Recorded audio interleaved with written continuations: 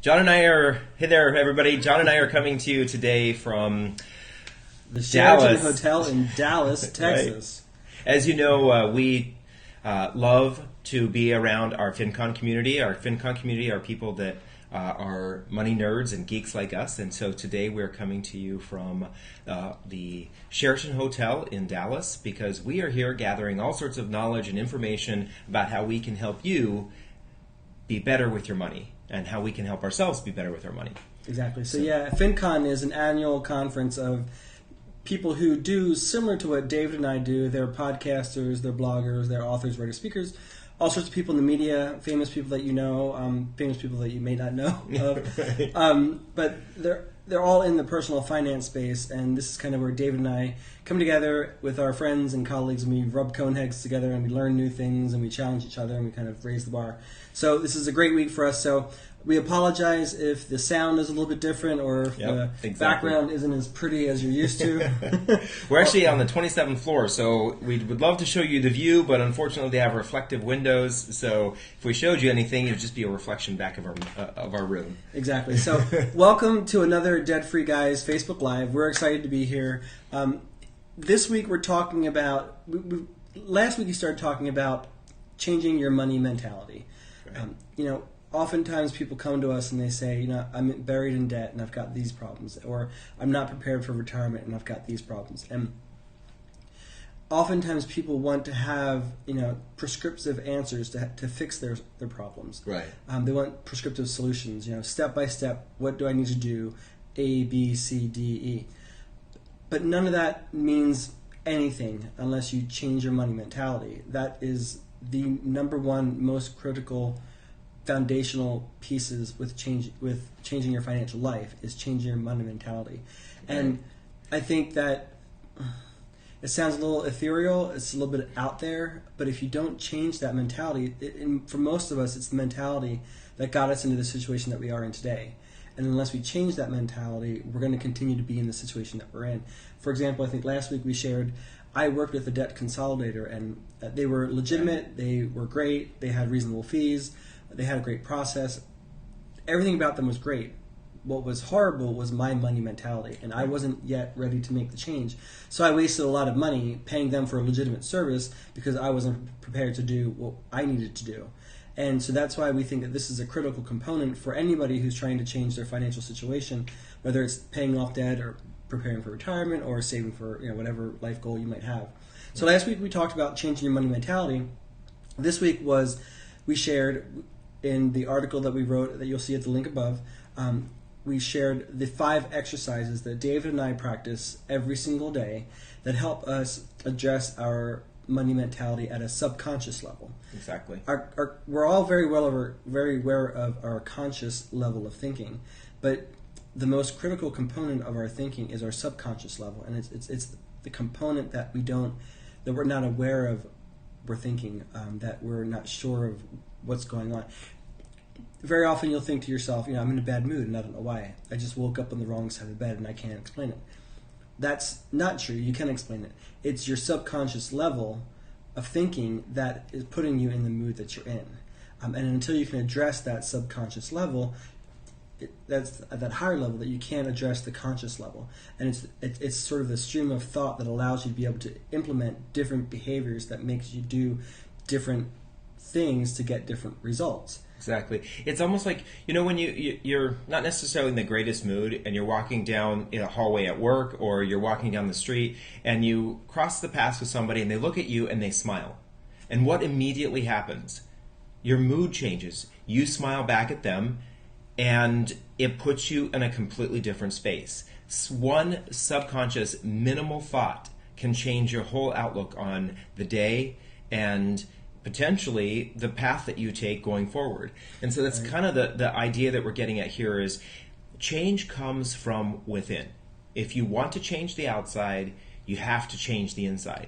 And the inside change comes from the habits that we make and the habits that we keep And what that does is that informs our brain on how we should be living our lives. Right. And that's what we were really kind of focusing on this week. And the freebie that we gave in the article this week, around this whole idea of what does it take for me to do? What do I need to do to get on this regular cycle of changing my mind, changing my body, changing my surroundings so that I can improve myself financially? Exactly. So changing your subconscious thought, especially since you're not aware that it's there, is hard to do. Exactly. And all of the 5 exercises that we shared in the Living Fabulous Daily Journal that you can access at the link above on Monday's blog post go over those 5 different exercises that David and I do.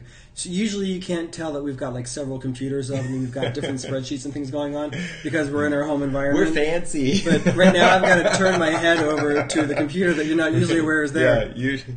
But so the 5 exercises that David and I practice daily to help change our subconscious thought include number one, the first thing that we do every morning after we wake up and we make our warm lemon water with turmeric, ginger, and cayenne, is we sit and meditate anywhere from 8 to 20 minutes, depending on whether we're going to do a self-meditation or a guided meditation.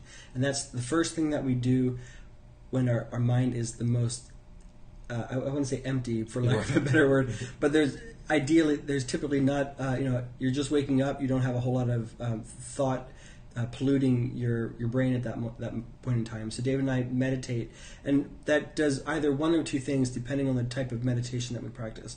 One, it either gives us 8 to 20 minutes of peace and quiet where we're not actually thinking about anything at all. Or two, we have 8 to 20 minutes where we're envisioning our most perfect day or our most perfect life. And those are all with the intent of putting, imprinting on our brain what it is that we hope to attract into the world, what it is we hope to achieve. Yeah, I was just going to say, when you have a goal or you have an idea that pops in your head, and you think, oh, I can do this. And then one of the things that happens is your brain goes to work to start to think about how can I achieve this. So let's say you want to have a bunch of people over for dinner and you want to have a really nice dinner party.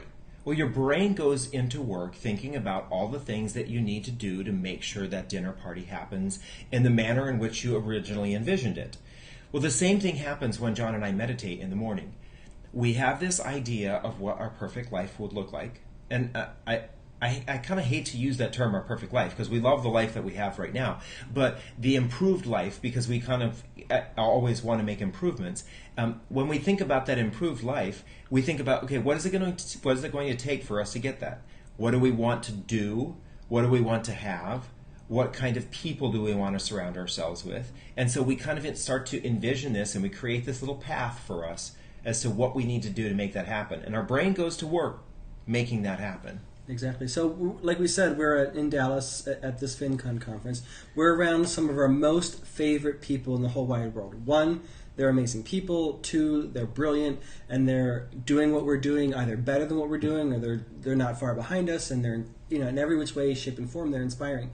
And even though we know that there are 1,500 people outside this room right now who we just love to death, we meditated first thing this morning when we woke up. Exactly. It was the first thing that we did before we went outside and started having mimosas with our friends. Yeah, exactly. So the second thing that we do after we do our meditation, I love this one. That we wake up. Well, we're going to skip that point and save it for later, which is the whole reason of this Facebook Live. The third thing that we do is that we get up and we journal 2 things in our diary. The first thing that we journal are the things that we're going to accomplish that day. Most successful people strategically plan their day out before they even start their day.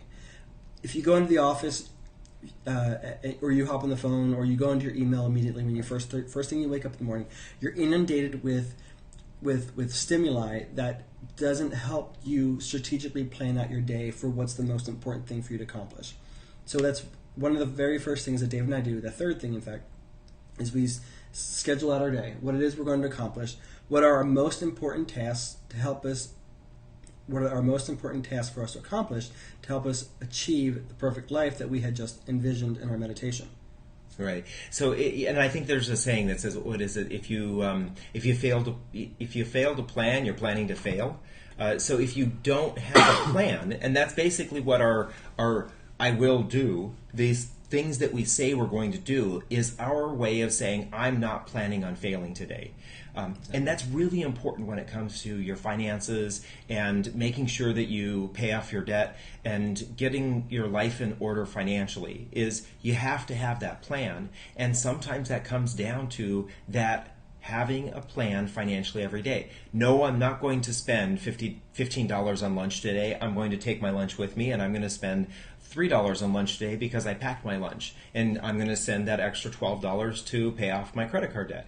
So you have to have that kind of intention when you wake up in the morning every day about what it is that you want to do. And it may sound difficult at first. And to be honest, for us, it was kind of difficult at first to say, what am I going to do today? What are the most important things for me to do today that will allow me to be successful? But eventually, you get into this cycle of knowing exactly what it is that you need to do. And you wake up in the morning and you say, today I'm going to do this, and you go out and achieve it. Exactly. And then the next thing that we do is that we list out the things that we're grateful for. So one of the very first thoughts that we have in the morning is, what is great about our life that we're thankful for? Absolutely. So we're thinking positively, we're attracting more positive things into our life, and we're subconsciously thinking of great and happy things. And one of the best parts about our morning, I think, is that when we go throughout our day and bad things happen or things that would otherwise make us negative, we can always revert back to our intention for the day in the morning or our initial thoughts in the morning. And yes, that person cut me off on the highway, but I'm grateful for my overall life, the things that I'm attracting to my life, the success that I'm having, or the life that I'm building. Right. And it's those things that help us repel the negativity and attract more positivity. Right. And I think of the quote that says, it's not happy people who are grateful. It's grateful people who are happy. And so when we focus on the things that are good and happy or that we're grateful for in our lives, those are the kinds of things that we continually attract and draw into our life, because that's what we're focusing on.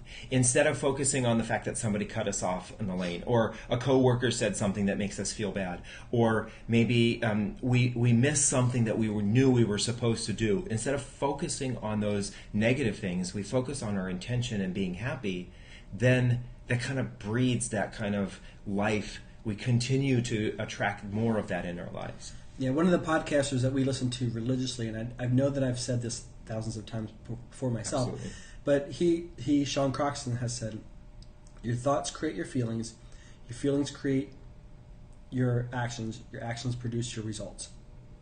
And it all starts with thought. Yeah. And if you think it starts later on down the pipeline, you're mistaken. It all starts with thought. And then the fifth exercise that David and I practice every day, that's actually practiced in the evening, we list out the things that we're grateful for that happened specifically that day. What are the 5 to 10 things that are amazing about that particular day? And sometimes it's harder than others. Sometimes it's just a cup of coffee. Sometimes it's just the weather was nice. And sometimes it's amazeballs, and there's just great things that we're excited for. So we make sure that we list those out. And sometimes it's having this person sitting next to me every day. Yeah, as I'm having a coughing fit. Yeah. So those are the 5 exercises that we outline in our Living Fabulous daily journal that you can access at the link above. That will walk you through daily everything that we practice every day to help us live a better life. But the 6th exercise, which is actually between the meditation and the journaling, is something that David and I call... I love this. This is what we call I feels. And when we actually write it out, which we don't often write it out, when we write it out, it's IFEELZ. But what we do is we both share 3 things, we switch back and forth, 3 feelings that we are having at that moment about anything and everything in our life. So it's professional, it's financial, it's personal, it's about our love life, it's about our relationship with friends, it's about how Debt-Free Guys is working out, everything. And it's a safe space for us to share our feelings, whether positive or negative. And so it's either an opportunity to vent or it's an opportunity to celebrate. But we have that safe space to share our feelings. And then if there's anything that needs to be overcome or addressed or considered to fix or make things better or to help it continue, then that is our opportunity to sort of express that feeling. Exactly. Yeah, and sometimes it's good to have those sessions where you say, you're frustrated with something, or you're upset with something, or you're depressed or down about something, it's okay to do that and express that. But what's important is then you think about the change that you can make to overcome those, and I think that's the important thing, especially for John and I, as we have each other as our support system. And that's one of the things we really encourage for you, to talk to your spouse or your partner about this when you are feeling something. Having these I feel sessions is really good, because you can really tell them, I'm concerned about our finances, or I'm excited that we're making more money and I want to apply it to this, or I want us to do better at this. It's a great way for you to get on track together. And it's a great way for you to be a support system for each other when you may be down or depressed about something. But if you are not with somebody, if you don't have a partner, we encourage you to maybe it's a business partner, maybe it's a close friend that you can have these kind of opportunities with, where you share with each other how you're feeling and what you want to accomplish. And then you become the kind of accountability partner for each other. Yes, exactly. So I'll share you the inspiration behind I Feels, this extra exercise, the 6 of the 5 exercises that we share at the link above at the download that you can get for free. And first, before we go further, hi, Christian Jimenez. Hello from Dallas, Texas to Sarasota, Florida. Thank you for joining us. And I apologize if I couldn't read your name correctly. It's hard to read on the screen that we're looking at. But the inspiration for the I Feels exercise is that leading up to me quitting my W-2 job, David and I are building Debt-Free Guys in the Queer Money podcast, and we're building that to a point so that we can be geo-liberated and W-2 liberated. We can live and work from anywhere in the world. And we had agreed leading into this that I was going to be the first one to quit my job, and that we would build a business to a point where David can eventually quit his job. But leading into that, I was concerned that we would have some apprehension to that, because ever since I'd been, I think, 14, I've always had at least a part-time job, if not a full-time job. And likewise, it was could feel unfair to David if for 2 or 3 years I was working for ourselves and he was working for us as well as another company. So we wanted to make sure that we were both on the same page in our feelings about that kind of a transition. It was a huge transition for us to make, especially that putting a lot of burden on David becoming the sole breadwinner, whereas prior to that it was, for the most part, give or take, 50-50. Right. And so that's where we came up with I Feel. So we had the opportunity to share exactly how each other felt at that moment about anything that was concerning us or that we wanted to celebrate. So that's why we want to share that with you. If you're with a partner or a spouse, or you can find a colleague or a best friend, this is a great exercise to practice regularly to really get your emotions out there, and then you can realize if they're valid emotions or if they're true concerns. And if they are true concerns or valid emotions, then you can figure out a way strategically with somebody else to help overcome those. Right, and it's a great opportunity for you to celebrate your wins together. Because isn't that what we all love? I mean, we love the champion, the world champions about every sport. You know, that's the people that we're attracted to. We love the people who are the top of the charts when it comes to music or whatever it is. You know, we love those people because they're successful. And so when you have that champion in your corner, they can be the person that says, "I love that you're doing this. I love you doing that." Yeah, and it's interesting. Christian, he commented here about this idea of them, no matter what the amount of money is, setting aside a small amount of money every single day so that over the month it adds up. You know, a lot of people say, "Well, I can't save $500 a year. I can't create an emergency savings." Well, you know, $500 a year is $1.33 a day. So if you can set aside just that tiny little amount and see those successes, it starts to compound and it starts to become more and more of a success. And I love that, because it really tells you that no matter how small it is, no matter what it is, you can focus on having success every single day. And that is one of the reasons why John and I do this, is because we want to encourage every single one of you to focus on this idea of just those incremental changes to make yourself just slightly better every single day, whether that's financially, spiritually, physically. We'd love to see those changes, and we'd love for you to share those kinds of changes with us in our Queer Money group on Facebook. Oh, exactly. Yeah. You know, we often say, how do you eat an elephant? Yeah. Well, you can't eat an elephant in one bite. You have to take multiple bites to eat that entire elephant.